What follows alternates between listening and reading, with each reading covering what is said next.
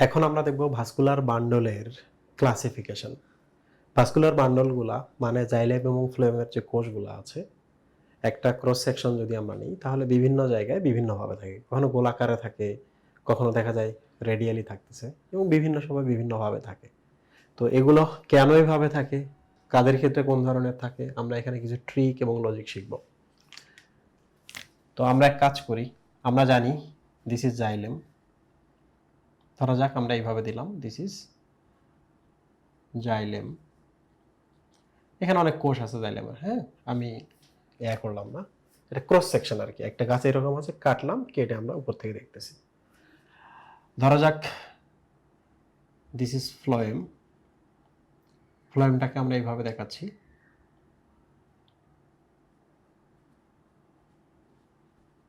Phloem.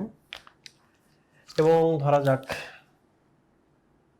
This is ক্যাম্বিয়াম। আমরা কালারটা আলাদা করে দিলাম। ওকে, জাইলেম, ফ্লোয়েম, ক্যাম্বিয়াম। একটা উদ্ভিদের আমরা ক্রস সেকশন নিলে মূল কিংবা কাণ্ডের কোথায় কোনটা কিভাবে পাই আমরা এটা দেখব। তো সবার আগে আমি একটা জিনিস বলে রাখি, ফ্লোয়েম শব্দের অর্থ হচ্ছে বার্ক। বার্ক মানে হচ্ছে বাকল। তাহলে বেশিরভাগ সময় আপনারা ট্রাই করবেন যে ফ্লোয়েমটা বাইরের দিকে দিকে, ওকে, বাইরের দিকে থাকবে। ওকে, তো আমরা এখন চলে আসি, কোথা থেকে চলে আসবো, মানে তিনটা দেখানোর আগে আমি একটা ছবি দেখাই।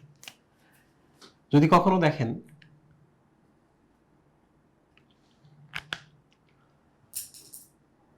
কোনো একটা জায়গায় জাইলেম এবং ফ্লোয়েম এরকম পাশাপাশি আছে, তাহলে আমরা বলবো যে এরা জয়েন্ট অবস্থায় আছে, জাইলেম এবং ফ্লোয়েম। জয়েন্টের ইংরেজি হচ্ছে কনজয়েন্ট, বাংলা হচ্ছে সংযুক্ত অবস্থায় আছে। তাহলে এই যে দেখেন এদিকে আমরা সংযুক্ত টপিকটা পড়ছি, কনজয়েন্ট। তাহলে যখন আমরা সংযুক্ত পড়বো তখন আমরা এই ধরনের একটা ছবির কথা চিন্তা করব। ছবিটা এরকম হতে পারে, আবার এইরকম হতে পারে।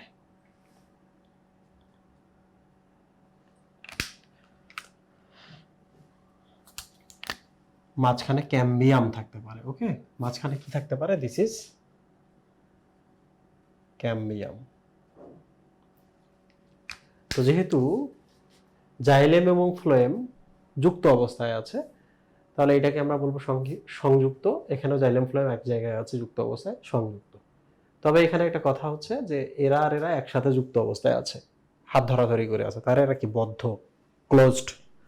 বাট এদিকে আছে হচ্ছে জাইলেম, এদিকে আছে ফ্লোয়েম, মাঝখানে যেহেতু আরেকজন এসে বসে পড়ছে ক্যাম্বিয়াম, তাহলে আমরা এটাকে কি বলবো, যে ওদিকে জাইলেম আছে, এদিকে ফ্লোয়েম আছে, মাঝখানে একটা রাস্তা আছে, মাঝখানে একটা দেয়াল আছে।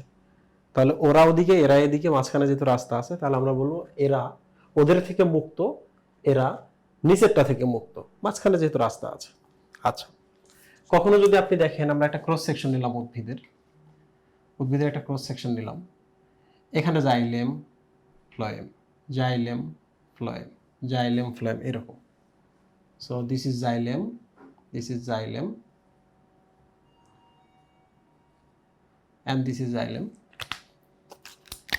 এগুলো হচ্ছে ফ্লোয়েম, ফ্লোয়েম, ফ্লোয়েম। তাহলে এটা হচ্ছে কেন্দ্র। তাহলে কেন্দ্র থেকে দেখেন কি বরাবর আছে, এরা রেডিয়ালি আছে, রেডিয়াস বরাবর। কি বরাবর আছে, রেডিয়াস বরাবর। তো রেডিয়াস বরাবর থাকলে আমরা এদেরকে রেডিয়াল বা অরিও বলবো। অরিও শব্দের অর্থ হচ্ছে রেডিয়াস বরাবর থাকা। ওকে, তাহলে আমাদের হাতে এখন রইলো আরেকটা জিনিস, সেটা হলো কখনো যদি আপনি এরকম দেখেন বাইরের দিকে আছে জাইলেম এবং ভেতরের দিকে আছে ফ্লোয়েম, কিংবা অপোজিট, ভেতরে আছে হচ্ছে জাইলেম, বাইরে আছে ফ্লোয়েম। তো একটা তো কেন্দ্রে আছে, তাই না? তো কেন্দ্র যদি থাকে তাহলে সেটাকে আমরা বলবো কেন্দ্রিক বা centric.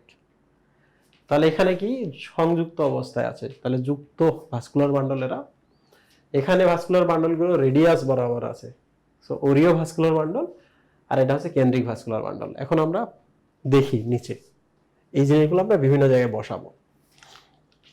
So this is vascular bundle, আমরা তিন ভাগে ভাগ করলাম। সংযুক্ত যেটা, এই ছবিটা দেখেন, এই ছবিটা, ওকে, সংযুক্ত। তো আমরা এক কাজ করি, সংযুক্ততে দুই ভাগে ভাগ করতে, সমপার্শ্বীয় এবং সমদ্বিপার্শ্বীয়। আচ্ছা, আমরা আগে সমদ্বিপার্শ্বীয়টা দেখি। ধরা যাক এটা উদ্ভিদের একটা হচ্ছে ক্রস সেকশন, ওকে।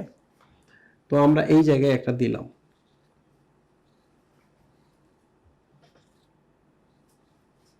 কি দিলাম, আমরা সমদ্বিপার্শ্বীয় দেখার চেষ্টা করছি। তাহলে এক কাজ করি,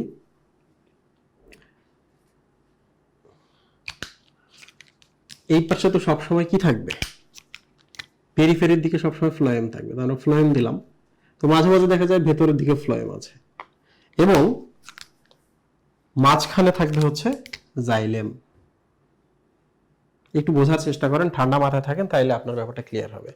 তো আমরা কি দেখলাম, এই পাশ আর এই পাশ, দুই পাশ, এই পাশ আর এই পাশ হচ্ছে দুই পাশ, দুই পাশে একই ধরনের বা সেম সেম আছে, কি আছে, এদিকেও ফ্লোয়েম এদিকেও ফ্লোয়েম, তাহলে মাঝখানে কি, মাঝখানে হচ্ছে জাইলেম। ওকে, তাহলে আমরা যে কোনো একটা ভাস্কুলার বান্ডলের দিকে তাকাইলাম, তাকানোর পর আমরা দেখলাম সমদ্বিপার্শ্বীয়। ওকে, আচ্ছা, এখন আমরা একটু উপরে আসি। আমরা এখানে একটা ভাস্কুলার বান্ডল দেখব এবং এদের একটা ভাস্কুলার বান্ডল দেখব। এখানে কথা হচ্ছে কি, আমরা সমপার্শ্বীয় পড়তেছি। সমপার্শ্বীয় কি জিনিস, আমি একটা ছবি দিলাম,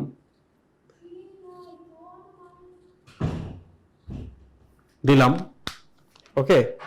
তাহলে আমি এক কাজ করি, যেহেতু মুক্ত কথাটা আছে, আমরা কিন্তু এই যে এখানে লিখছিলাম যে এরা এবং এরা মাঝখানে দেয়াল থাকায় ওরা পরস্পর মুক্ত, কেউ কারোর সাথে যুক্ত অবস্থায় নাই। তাহলে যেই না আমরা মুক্ত এই কথাটা দেখব, সাথে সাথে আমরা মাঝখানে ক্যাম্বিয়াম প্রবেশ করিয়ে দিব, দুইটাকে দুই দিকে আমরা দিয়ে দিব। ওকে, সো মাঝখানে ক্যাম্বিয়াম, আপনি নাম থেকে এগুলো আনসার বের করতে পারবেন। মুক্ত হলো, তাহলে জাইলেম কোন দিকে থাকবে, জাইলেম থাকবে ভেতরের দিকে, জাইলেম থাকবে ভেতরের দিকে, এবং ফ্লোয়েমগুলো কোন দিকে থাকবে, বাইরের দিকে, ফ্লোয়েমগুলো বাইরের দিকে থাকবে। তাহলে আমরা আরেকবার দেখি, এই পাশে সেম জিনিস আছে, সম, দুই পাশে যেহেতু আছে দ্বিপার্শ্বীয়, তাহলে ভেতরের দিকে কি থাকবে, ফ্লোয়েম, বাইরের দিকে ফ্লোয়েম। আমরা তো জানি যে ফ্লোয়েমগুলো সব সময় বাইরের দিকে থাকে। কেন বাইরের দিকে থাকে এইটা সম্পর্কে আমি একটু বলি। একটা উদ্ভিদের যখন পাতায় খাদ্য তৈরি হয়, তো ওরা আরো গভীরে গেলে কিন্তু প্রবলেম আছে, কারণ ফুড পরিবহন করা পানি পরিবহন করা অপেক্ষা খুবই কঠিন। ফুড পরিবহন করা কি কঠিন, কি অপেক্ষা, পানি অপেক্ষা। তাহলে আপনি পাতায় বাইরের দিকের কোষগুলাই কিন্তু যেগুলো আছে, সূর্যের আলোতে কি হচ্ছে, সালোক সংশ্লেষণ হচ্ছে, হওয়ার পর তারা খাদ্য তৈরি করছে, বাইরের দিকের পাতাগুলা করে যদি খাদ্য তৈরি করে যদি গভীরে এই খাদ্যগুলোকে নিয়ে গিয়ে ট্রান্সপোর্ট করতে হয়, তাহলে কিন্তু আপনার অতিরিক্ত এটিপি খরচ হবে, কষ্ট হবে। বাট গভীর থেকে বাইরের দিকে পানি আনা কিন্তু কঠিন না, কারণ পানি খুব সহজেই উদ্ভিদ বলেন না কোষে পরিবহন হতে পারে, কিন্তু খাদ্যকে আপনি গভীরে নিয়ে যেতে পারবেন না, কারণ খাদ্য কি উপরে উপরে বাইরের দিক দিয়ে প্রবাহিত হবে। ঠিক আছে, তাহলে এটা খুবই জরুরি জিনিস যে আপনি ফ্লোয়েমগুলোকে বাইরে রাখবেন, কারণ ফুড আমরা গভীরে নিয়ে গিয়ে ট্রান্সপোর্ট করে আবার বাইরের দিকে নিয়ে আসবো, এই কাজ করবো না। এই জন্য ফ্লোয়েম সবসময় বাইরে থাকে। আশা করছি আপনি ফ্লোয়েমের অবস্থানটা ক্লিয়ার হয়েছেন। তাহলে ফ্লোয়েম বাইরে, কিন্তু আমরা দেখলাম ভেতর দিকে থাকতে পারে। তো সমদ্বিপার্শ্বীয়তে যদি এরকম হয় যে ফ্লোয়েম বাইরে আছে, এটা তো ন্যাচারাল, ভেতরের দিকে ফ্লোয়েম আছে, তাহলে বলেন তো এখানে আপনি আরেকটা সুবিধা পাবেন না? এখান থেকে যদি আপনি কোনোভাবে একটু ফুড এখানে দেন বা কোনোভাবে ফুড যদি এখানে আসে, এরা ভেতরের দিকে ডিস্ট্রিবিউট করতে সুবিধা হবে, তাই না? যারা ফুড ডিস্ট্রিবিউটর হিসেবে যারা আছে তাদেরকে আপনি বাইরে রাখবেনই, ভেতরের দিকেও রাখলেন, তাতে আপনার উদ্ভিদের ডিস্ট্রিবিউশনটা সহজ হচ্ছে। আর এখানে তো ইউজুয়াল বাইরের দিকে ফ্লোয়েম, ভেতরের দিকে জাইলেম, তাহলে ফ্লোয়েম কি হবে, বাইরেই থাকবে। যেহেতু মুক্ত সমপার্শ্বীয়, তাহলে মুক্ত মানে কি, মাঝখানে কেউ একজন থাকবে, থেকে দুই দলকে মুক্ত করে দেবে। সমপার্শ্বীয় বলতে কি বোঝাচ্ছে, সমপার্শ্বীয় মানে হলো এই পাশের কোষগুলা সেম সেম সম, এই পাশের কোষগুলা সেম সেম সম, এই পাশের গুলা সবগুলাই হচ্ছে জাইলেম সেম, এই পাশে সবগুলো হচ্ছে ফ্লোয়েম সেম। তাহলে যে পাশেই যান না কেন সেখানে সেম কোষ পাবেন আপনি, সেম। মানে যেদিকে ফ্লোয়েম সেদিকে ফ্লোয়েমই থাকবে, যেদিকে জাইলেম সেদিকে জাইলেমই থাকবে। আশা করছি আপনি এটা বুঝতে পেরেছেন। এটা ইউজুয়াল। বদ্ধ সমপার্শ্বীয়তে আমরা আসি। তো সমপার্শ্বীয় মানে কি? সমপার্শ্বীয় মানে আমরা বুঝলাম যে এরকম হবে, তাই তো। সমপার্শ্বীয় মানে একদিকে জাইলেম একদিকে ফ্লোয়েম থাকবে, সমপার্শ্বীয়। বাট দিস ইজ বদ্ধ সমপার্শ্বীয়। তাহলে দেখেন আমি এদিকে ফ্লোয়েম দিলাম, কি দিলাম বাইরের দিকে? ফ্লোয়েম। আর ভেতরের দিকে কি দিলাম? Xylem, xylem, xylem, xylem. এবার মিনিংটা আমরা দেখি। বদ্ধ মানে কি? একজন আরেকজনের সাথে লেগে থাকা, কেউ মুক্ত না। এখানে দেখেন ফ্লোয়েম এবং জাইলেম গুলো পরস্পরের সাথে কি আছে? লেগে আছে। মাঝখানে যদি কেম্বিয়াম দিতেন আলাদা হতো, মুক্ত হতো। মাঝখানে কেম্বিয়াম নাই, তাহলে এরা পরস্পর লেগে আছে, লেগে থাকার জন্য বদ্ধ। আর যে পাশেই তাকাবেন সেম কোষ পাবেন। এই পাশে গেলে শুধুই আপনি ফ্লোয়েম পাবেন, সেম, সব ফ্লোয়েম। এই পাশে গেলে আপনি সব জাইলেম পাবেন, সেম। ওকে, তো আশা করছি আপনারা এই জায়গাটা বুঝতে পেরেছেন। এখন আমরা একটু দেখব ওরিও ভাস্কুলার বান্ডলটা কেমন। এটা একটা ভাস্কুলার বান্ডল। তাহলে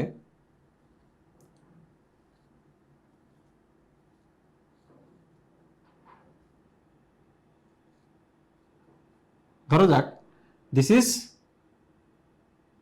ফ্লোয়েম। ফ্লোয়েমের ছবিটা কেমন? এরকম। So this is phloem,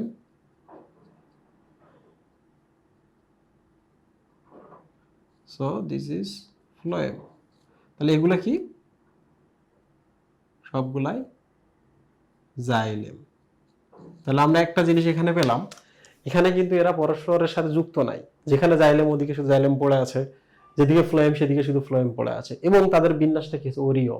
Oreo শব্দের অর্থ হলো কেন্দ্র থেকে এরা সবাই চমৎকার রেডিয়ালি এদিকে এভাবে বিন্যস্ত। ওকে, তো আমরা ওরিও পেলাম। এবার চলে আসি আমরা কেন্দ্রিক। তো আমি একটু ইংলিশ গুলো খুব দ্রুত লিখে নিই। সমপার্শ্বীয় শব্দের অর্থ হলো কোল্যাটারাল।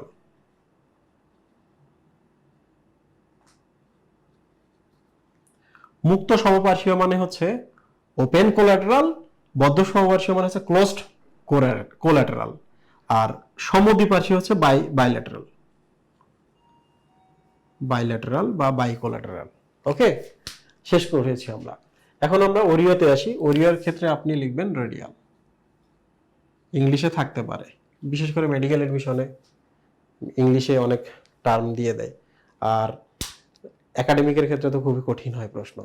এতদিন হয়েছে যে মেডিকেলের থেকে একাডেমিকের কোশ্চেন কঠিন, এখন আবার মেডিকেলের কোশ্চেন কঠিন হয়ে গেছে। কেন্দ্রিক, এটাকে আমরা বলবো কনসেন্ট্রিক। তাহলে কেন্দ্রিক দিয়ে আমরা বুঝি এরকম হবে, একটা আমরা প্রস্তুত দিলাম, এরকম আর একটা প্রস্তুত দিলাম। তো এই জায়গায় আমরা দেখি, এই জায়গায় আমরা দেখি, এই জায়গায় আমরা দেখি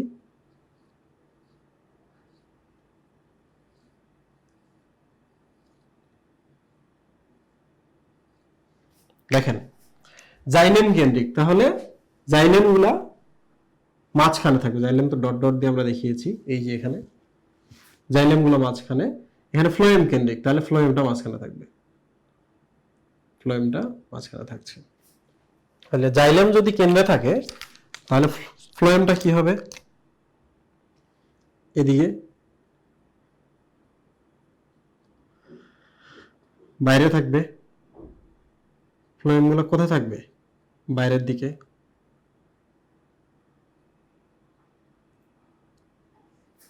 আর এখানে যদি ফ্লোয়েমটা ভেতরে থাকে তাহলে জাইলেম গুলো কোথায় থাকবে? বাইরের দিকে থাকবে।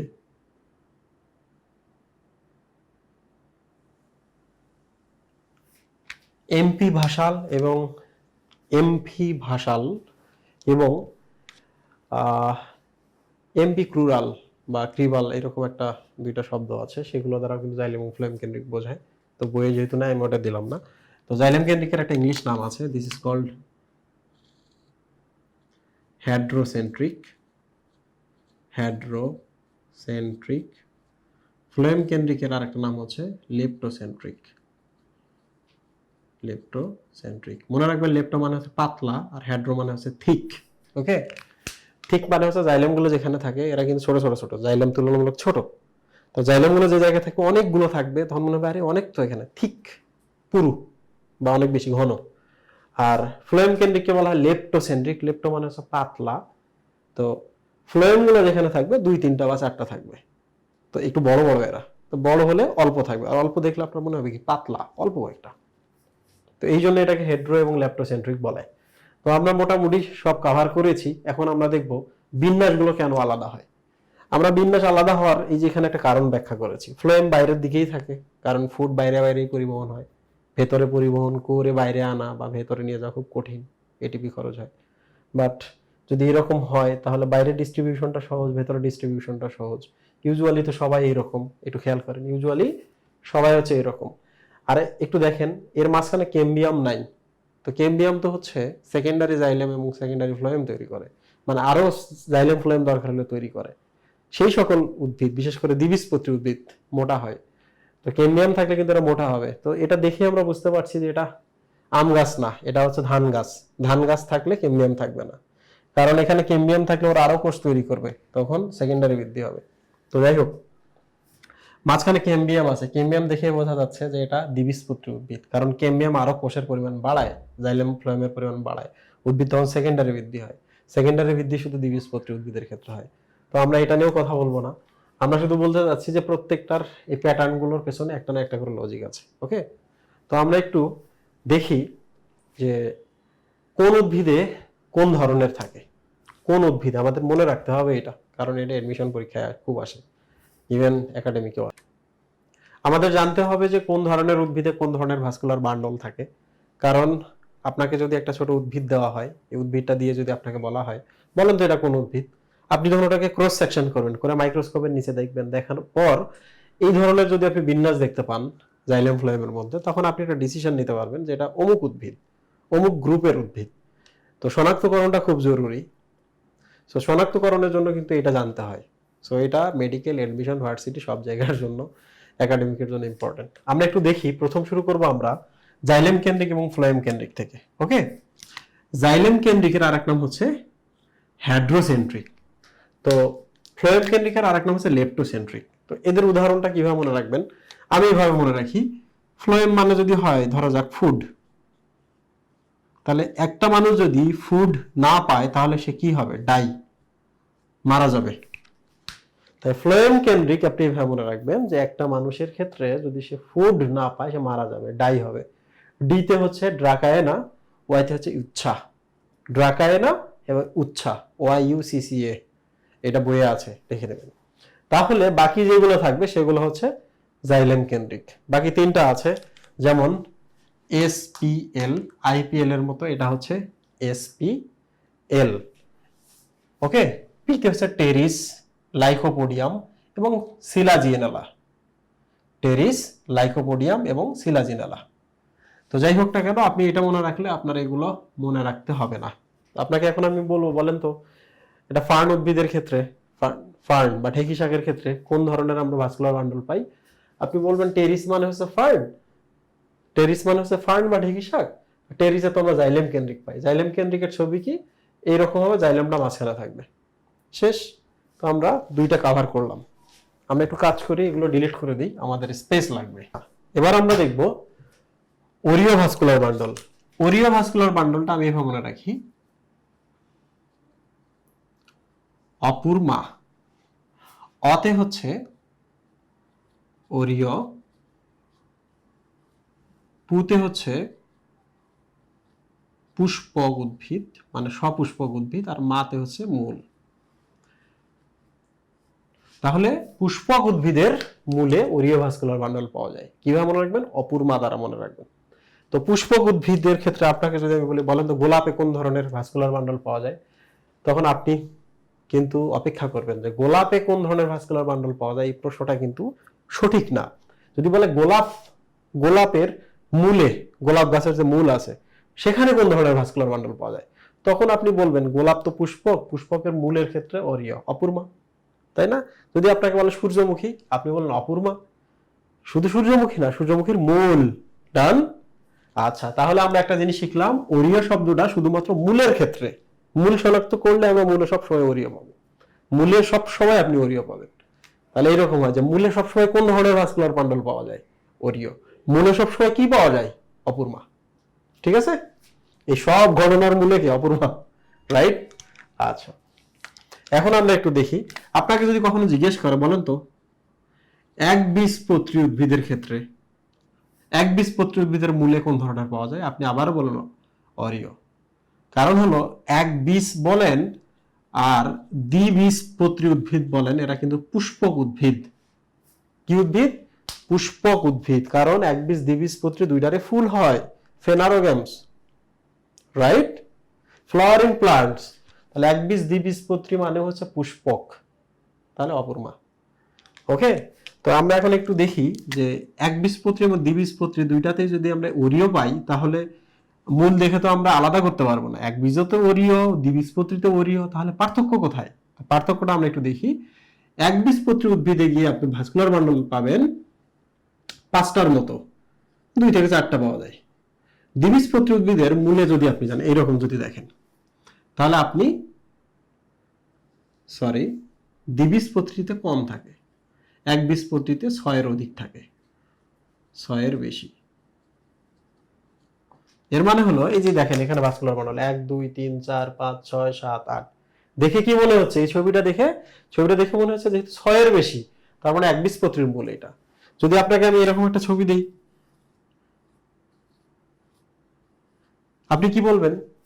6-এর কম, 2 থেকে 4-এর মধ্যে, তার মানে এটা হচ্ছে নাম্বার কম কিন্তু ইনভার্স দ্বিবীজপত্রী, নাম্বার বেশি ইনভার্স একবীজপত্রী উদ্ভিদ। তার মানে আমরা বুঝলাম অপূর্মা পুষ্পক উদ্ভিদের মূলে অরিও থাকবে, এটা ঠিক, কিন্তু অরিওতে আবার নাম্বারটা দিয়ে আমরা একবীজটা এবং দ্বিবীজপত্রীটা আলাদা করব। ওকে, তাহলে এবার আমরা একটু দেখি যে কেন এটাতে বেশি থাকে একবীজপত্রীতে। ধান গাছে এমন কি আছে যার জন্য সে বেশি পাবে, আর আম গাছটা এত বড়, আম গাছটা কেন সে কম পাইলো? আম গাছ তো দ্বিবীজপত্রী, তাহলে আম গাছ কেন কম পাইলো? এর একটা বিশেষ কারণ হচ্ছে এই একবীজপত্রী উদ্ভিদের কিন্তু অনেক পানি লাগে, কারণ ওর কাজ কিন্তু বেশি দিন বেঁচে থাকে না, খুব দ্রুত পানি নিতে হবে, বেশি পানি নিতে হবে, এই জন্য বেশি থাকে। তার মানে এর বৃদ্ধির উপর নির্ভর করে, এটা দ্রুত বৃদ্ধির জন্য এর ক্ষেত্রে কিন্তু বেশি ভাস্কুলার বান্ডল থাকে। 1 2 নম্বর হচ্ছে যে এই সকল উদ্ভিদগুলার মধ্যে এই জিনিসগুলো দেখতে পাচ্ছেন, এগুলো ছোট ছোট, তো যার ক্ষেত্রে এগুলো ছোট ছোট হবে তার তো বেশি রাখা যাবে। তাহলে ভাস্কুলার বান্ডলগুলো কি আকারে ছোট, ভাস্কুলার বান্ডলগুলো আকারে, এই দুইটা কারণের জন্যই কিন্তু একবীজপত্রী উদ্ভিদে 6-এর বেশি থাকতে পারে। জিনিসগুলো ছোট, বেশি রাখতে পারবেন। 2 নম্বর হচ্ছে দ্রুত বৃদ্ধির জন্য বেশি লাগবে, তাই না? এবার আমরা চলে আসি দ্বিবীজপত্রী উদ্ভিদের ক্ষেত্রে। দ্বিবীজপত্রী উদ্ভিদের ক্ষেত্রে দেখেন ভাস্কুলার বান্ডল আকারে বড়। যদি বড় বড় জিনিস রাখি আমরা মূলের মধ্যে, বড় বড় রাখি, এখানে একটা, এখানে একটা, এখানে একটা, এখানে একটা, তাহলে তো আপনি বেশি রাখতে পারবেন না। তাহলে দ্বিবীজপত্রী উদ্ভিদে যতই কম থাকুক না কেন, এদের ভাস্কুলার বান্ডল গুলো বেশি বড়, তাহলে পানি এরা বেশি শোষণ করতে পারে, তাই না? আচ্ছা, আরেকটা জিনিস দেখবো, সেটা হলো এদের কিন্তু শাখা মূল তৈরি হয় এবং মূলগুলো কিন্তু বৃদ্ধি পায়। তো একটা উদ্ভিদের মূল যখন বাড়তে শুরু করবে এবং শাখা প্রশাখা বৃদ্ধি হওয়া শুরু করবে, তখন কিন্তু প্রিভিয়াসলি যে জিনিসগুলো আছে ভাস্কুলার বান্ডল, ওগুলো কিন্তু থাকবে না। তখন ওগুলা কি হবে? ওগুলা কাঠ হিসাবে পরিগণিত হবে, ওগুলো কাঠ হয়ে যাবে, নতুন করে আবার তৈরি করো, তাই না? তো নতুন করে তৈরি করার ব্যাপারটা করতে গিয়ে এরা অনেক বেশি তৈরি করতে পারে না, বাট আকারে বড় করে যাতে অল্প দিয়ে বেশি কাজ হয়। তো আশা করছি আপনারা একবীজপত্রী এবং দ্বিবীজপত্রীতে কেন কম কেন বেশি এটা বুঝতে পারছেন। আর একবীজপত্রী দ্বিবীজপত্রী হোক, দেয়ার পুষ্পক, আর পুষ্পক উদ্ভিদে সবসময় অপূর্মা, ওরিও ভাস্কুলার বান্ডল। তো আমরা ওরিও ভাস্কুলার বান্ডলটা পড়ে ফেলছি। এখন আমরা চলে আসব কি কি মুক্ত সমপার্শ্বীয়। 1 বদ্ধ সমপার্শ্বীয়, 2 এবং 3 নম্বরটা হচ্ছে সমদ্বিপার্শ্বীয়। এদের উদাহরণ আপনি কিভাবে মনে রাখবেন খেয়াল করে দেখেন, তারা সবাই সংযুক্ত। আচ্ছা, আপনাকে যদি এখন আমি বলি, বলেন তো বদ্ধ করে রাখা মানে জেলে রাখা না? বদ্ধ মানে হচ্ছে জেলে রাখা। তাহলে কখন আপনি কাউকে জেলে রাখবেন? যখন সে একটা খারাপ কাণ্ড ঘটাবে। কি ঘটাবে? কাণ্ড। তখনই আমরা বদ্ধ করব। তাহলে আমরা মনে রাখবো বদ্ধ মানে হচ্ছে এখানে মনে জেলখানা। জেলখানা, কারণ সে একটা খারাপ কাণ্ড ঘটিয়েছে। আর যদি সে জেলখানায় যায়, সে কিন্তু একা থাকবে। কি হবে? একা থাকবে। ওকে, তাহলে আমরা কিছুক্ষণ আগে দেখলাম কি, একবীজপত্রী উদ্ভিদের মূল, দ্বিবীজপত্রী উদ্ভিদের মূল দুইটাতেই অরীয় থাকে, তাই না? তো প্রশ্ন হলো কাণ্ডের ক্ষেত্রে কি হবে? তাহলে আমরা অলরেডি একটা পেয়ে গেছি, বদ্ধ সমপার্শ্বীয়, তার মানে হলো বদ্ধ। বদ্ধ মানে কি? তাকে আমরা জেলখানায় বদ্ধ করে রাখছি। জেলখানায় বদ্ধ করার কারণ কি? সেটা কাণ্ড ঘটিয়েছে।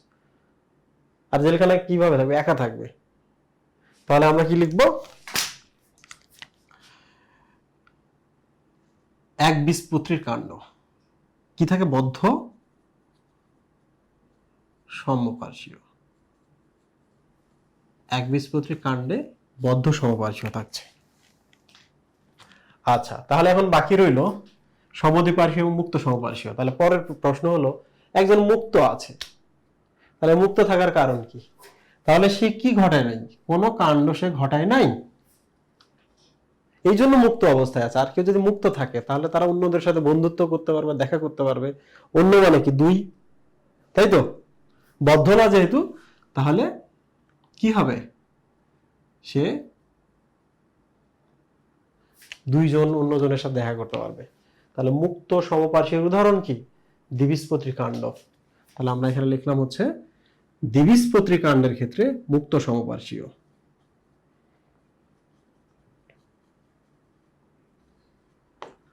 আরো একটা ব্যাপার আছে, আপনার এলাকায় একটা পাগল আছে, পাগলটা ন্যাংটা হয়ে থাকে, তাকে কি আপনি জেলে দিবেন? বন্দি করে রাখবেন? করবেন না। আপনি লজ্জায় তার থেকে পালাবেন। আপনি মুক্ত না সে মুক্ত? ডেফিনেটলি সে পাগলটা মুক্ত, তাই না? তাহলে পাগলটা কি অবস্থায়? ন্যাংটো অবস্থায় আছে, নগ্ন। তাহলে কেউ যদি নগ্ন অবস্থায় থাকে, ওই ন্যাংটো হয়ে সে কাণ্ড ঘটিয়ে বেড়াচ্ছে, তাহলে সে কি মুক্ত? ঠিক কি না? তাহলে আমরা এবার লিখলাম যে যদি এমন হয় নগ্নবীজী উদ্ভিদের কাণ্ড প্রশ্ন যদি করে আপনাকে, বলেন তো নগ্নবীজী উদ্ভিদের কাণ্ডে কোন ধরনের ভাস্কুলার বান্ডল? আপনি বলবেন নগ্নবীজী কাণ্ড। তাহলে নগ্ন পাগল কাণ্ড ঘটিয়ে বেড়াচ্ছে, কিন্তু আমরা তাকে বন্দী করছি না, সে মুক্ত অবস্থায় আছে, মুক্ত সমপার্শ্বীয়। যদি আপনাকে জিজ্ঞেস করে বলেন তো একবীজপত্রী কাণ্ড, তাহলে বুঝবেন আপনি এক বীজ মানে হচ্ছে একা। একা, তাহলে সে কেন একা? কারণ জেলে আছে, বদ্ধ। তাহলে একবীজপত্রী কি? বদ্ধ। কারণ কি? সে একটা কাণ্ড ঘটিয়েছে। আচ্ছা, এবার আমরা চলে আসি সমপার্শ্বীয়। সমপার্শ্বীয় বা সমদ্বিপার্শ্বীয় মানে কি? যে দুই দিকেই আছে। আমাদের বাসায় যখন আমরা খাই, খাওয়ার সময় কিন্তু অনেক ধরনের খাবার দেখি আমরা, যেমন শশা খাই। শশা খাওয়ার সময় দেখবেন শশা মাংসের প্লেটেও আছে, শশা বিরিয়ানি খিচুড়ির প্লেটেও আছে, শশা শুধু শশা হিসাবে আছে। এমনকি মিষ্টিও খাচ্ছেন, তার সাথেও শশা খাচ্ছেন, কিংবা কোনো কিছু করছেন না সেখানেও শশা খাচ্ছেন, রূপচর্চা করছেন তখনও শশা খাচ্ছেন। তাহলে শশা এমন একটা জিনিস, এদিক ওদিক ওদিক ওদিক সব দিকে থাকে, তাই না? আর সব দিকে থাকা মানে কি? ওদিকেও এদিকেও, সমদ্বিপার্শ্বীয়। তাহলে মনে রাখবেন সমদ্বিপার্শ্বীয় কথাটা যখনই আসবে তখন শশার কথা মনে করবেন। কিসের কথা? শশা। আর শশা যখনই আসে তখনই কিন্তু কয়েকটা আসে, লাউ কুমড়া। কারণ শশা লাউ কুমড়া কিন্তু একসাথে একই জংলায় বা একই হচ্ছে মাচাঙের মধ্যে আবাদ করা যায়। আমরা আমাদের গ্রামে দেখছি, আমাদের বাসায় দেখেছি। তো প্রশ্ন আসবে লাউ, শশা, কুমড়া, এবং ডেফিনেটলি এগুলো কি? কাণ্ড। কি এগুলা? কাণ্ড। ওকে, তো আশা করছি আপনারা বুঝতে পেরেছেন। একটা ইউনিক ব্যাপার আমরা খেয়াল করেছি, সেটা হলো সংযুক্ত, অরীয়, আর একটা কি ছিল? কেন্দ্রিক। কেন্দ্রিকের ক্ষেত্রে আমরা দেখছি যে এগুলা এমন নাম যেগুলো আমরা চিনি না। ড্রাকাহেনা, উচ্ছা, সিলাজিনেলা, টেরিস, লাইকোপোডিয়াম। তাহলে কেন্দ্রিক যেগুলো আত্মকেন্দ্রিক ওরা একা একা আছে, ওদের আমরা চিনি না, এমন নামগুলো উদাহরণে আসতেছে। অরীয় কথাটা আসলে অপূর্মা, মূলে, মূল, রাইট। আর সংযুক্ত কথাটা যখনই আসে তখনই কিন্তু কাণ্ড কাণ্ড কাণ্ড। তাহলে মনে রাখবেন সংযুক্ত মানেই কাণ্ড, অরীয় মানেই মূল, আর কেন্দ্রিক মানে হচ্ছে এমন নাম যেগুলো আমরা চিনি না। আশা করছি আপনারা এই পর্যন্ত বুঝতে পেরেছেন। তো আমি পুরো ব্যাপারটা আপনাদের বুঝিয়েছি, তো এটা সংক্ষিপ্ত করে আলোচনা করার সুযোগ নেই, খুবই ইম্পর্টেন্ট একটা টপিক। ভালো থাকবেন।